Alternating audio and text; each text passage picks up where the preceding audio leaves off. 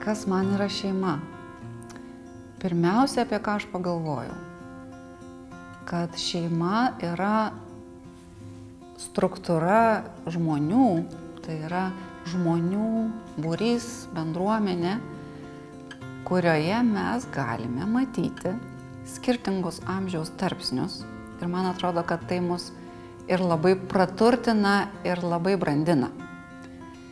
Aš turiu omenyje tai, kad jeigu šeimoje yra mažas kūdikis, augantis vaikas, bręstantis paauglys, jaunas žmogus, išeinantis į savarankiškumo kelią, vidurio amžiaus transformaciją išgyvenantis tėtis, mama, senatvę išgyvenantis seneliai. Mes visi vienas kitam esame tokie pagalbininkai šitose procesuose. Man tai yra nuostabus žmogaus kūrinys, kaip mes padedam viens kitam bręsti. Pavyzdžiui, matyti, kaip senoliai pamažu atsisveikina su savo senstančiu kūnu, kaip jie atranda kitokį gyvenimą, kaip jie atranda dvasingumą, kaip jie atranda gyvenimo vertę. Tai yra tokia didžiulė dovana jaunam žmogui, taip pat vidurio amžiuje esančiam žmogui. Senstančiam žmogui matyti tik užgimusi kūdikį ir jo augimą, tai irgi yra didžiulė dovana. Taigi man šeima tai yra vienas kito pagalbininkų būrys.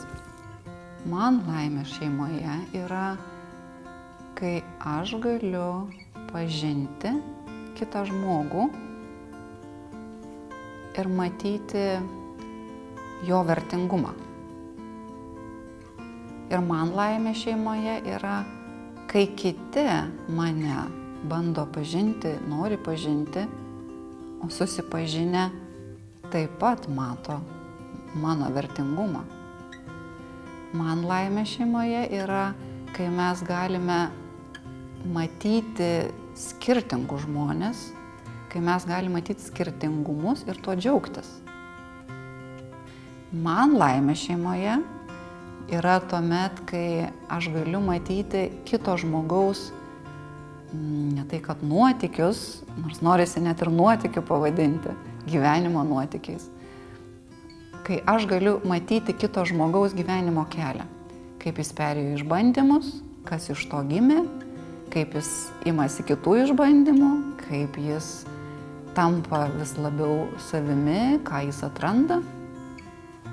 Man laimė šeimoje yra, kai mes esame vienas kito gyvenimo liudininkais.